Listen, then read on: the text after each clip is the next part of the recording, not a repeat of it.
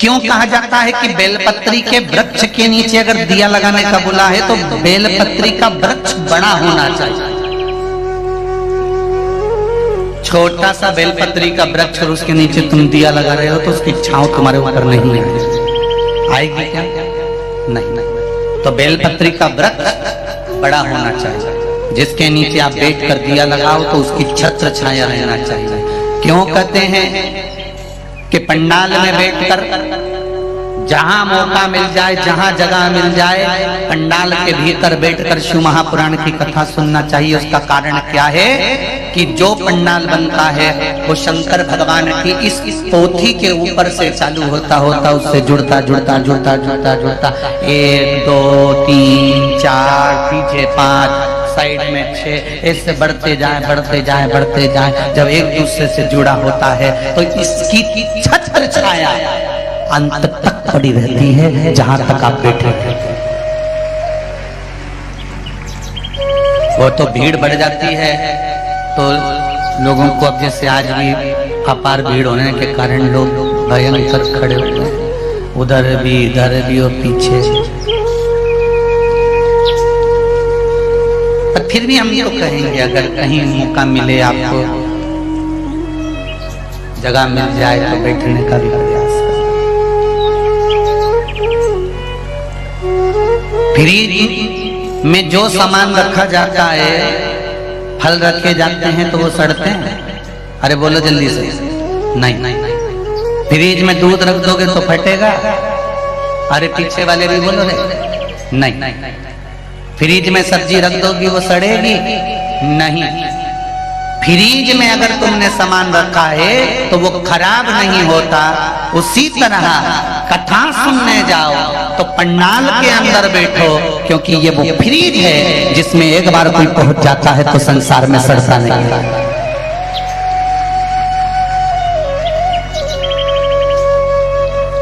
संसार में सड़ने से बचना है। काम, लोभ, आसक्ति, वासना, तृष्णा, मोह, ये सब मनुष्य को सड़ाने, इससे परे होना है हमें। इसलिए सत्संग में जाकर बैठने का प्रयास करो।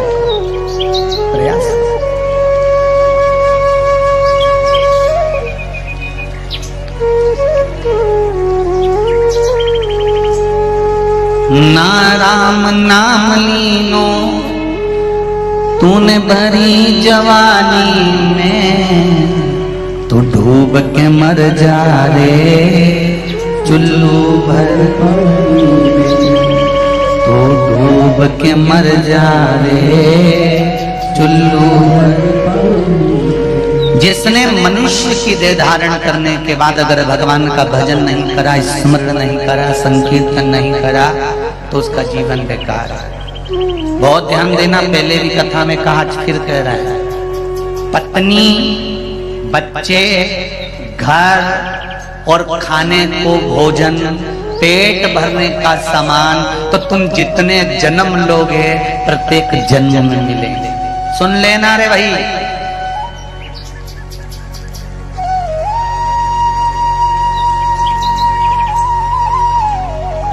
84 लाख योनियों में जितने तुम्हारे जन्म होंगे, प्रत्येक जन्म में तुम्हारी पत्नी भी होगी, तुम्हारा पति भी होगा, प्रत्येक जन्म में तुम्हारे बच्चे भी होंगे, प्रत्येक जन्म में तुम्हें भोजन भी मिलेगा, प्रत्येक जन्म में तुम्हें रहने के लिए पृथ्वी मिलेगी, घर भी मिलेगा। 84 लाख योनियों में पत्नी, बच्चे, घर, सामान सब मिलता है, सब कुछ मिलेगा। पर 84 लाख योनियों में शिव महापुराण की कथा नहीं मिलेगी। ये शिव महापुराण की कथा तो केवल मनुष्य के लिए है, मानव की योनि के लिए। इसलिए कहा, नौकरी करो, सर्विस करो, धंधा करो, बिजनेस करो, जो तुम्हें करना है सब करो, पर साथ में परिवार को चलाते चलाते शिव महापुराण की कथा, भगवान का भजन कीर्तन करते चलो। तुम्हारे पास समय नहीं रहता तो इतनी कमाई में से थोड़ा थोड़ा पैसा बचाकर दुकान में भी एक टीवी लगवा लो, और उस टीवी में कुछ मत करो, केवल 2 बजे से 5 बजे तक, जब तक शिव महापुराण की कथा है, उस समय तक उसको चालू कर कर बैठ जाओ। भले तुम ग्राहकी करो, भले तुम सारा काम करो, पर एक बात याद रखना, एक शब्द भी अगर कान में चले गया तो हो सकता है कि जिंदगी सवर जाए। थोड़ा सा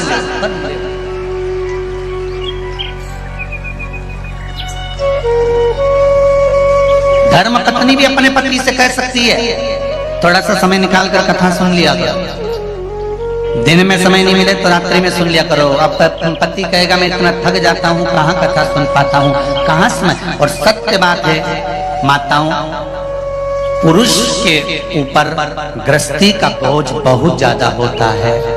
आपको लगता होगा कि बस दुकान पर जाकर बैठ गए या नौकरी करने पहुंच गए, बस सवेरे से जाते हैं, जूते मूते पहने, बढ़िया टाई फाई लगाई और खूब जोरदार सब खा पी के नाश्ता वास्ता कर कर और पहुंच गए अपनी नौकरी पर। शाम को आए और आराम से बस बैठ गए और खाया पिया सो गए। पर ये नहीं है, एक व्यक्ति चाहे नौकरी कर रहा हो, चाहे बिजनेस कर रहा हो, एक पुरुष हो चाहे स्त्री हो, उसके ऊपर गृहस्थी का जब बोझ होता है ना भाई, तो वो ही जान सकता है कि उसके ऊपर कितना बोझ है। आप केवल उसका दिल पावर मजबूत कर सकती हो, आप अपने पति से कर सकती हो और पति अपनी पत्नी से कर सकता है कि समय निकाल कर, ये मानव का देह है, बच्चों के लिए करना है, परिवार के लिए करना है, कुटुंब के लिए करना है, सब कुछ करना है, घर भी बनाना है, गाड़ी भी लेना है, दुकान भी चलाना है, सबको देखना भालना, सब कुछ तुमको करना है। हम कह भी देंगे ना कि तुम ये सब छोड़ दो, तो तुम नहीं छोड़ सकते, क्योंकि मनुष्य का शरीर जब भगवान ने बनाया तो मनुष्य ने परमात्मा से पूछा कि तूने मुझे बनाया क्यों है, तो परमात्मा ने एक शब्द कहा, मैंने दो कारणों से तुझे बनाया है, एक कर्म का भोग भोगने के लिए, दूसरा भजन करने के लिए। मृत्यु लोक में जाएगा तो तेरे को परिवार का भरण पोषण करना पड़ेगा। ये परिवार कौन है? तो भगवान कहते हैं तेरे बेटे, पूर्व समय में तूने जिससे कर्जा लिया होगा वो तेरे बेटे बनकर जन्म लेंगे। पूर्व समय में जिसने तेरा साथ दिया होगा, तू शादी कर कर उसका साथ दे रहा होगा। पूर्व में तूने किसी का बुरा करा होगा तो कोई बुरा करने के लिए तेरे पास में आ जाएगा। कोई तुम्हारा धन खाकर भाग जाए तो रोना मती। भगवान कहते हैं कि पूर्व में तो उसका खाकर चले गया था, मर गया था, तो आज तेरा खाकर वो चले गया। इतना सारा पैसा एक जगह पर लगाया। हेलो दोस्तों, श्री शिवाय नमस्तुभ्यम। हमारा वीडियो पसंद आए तो लाइक करें, शेयर करें एंड सब्सक्राइब करें। धन्यवाद।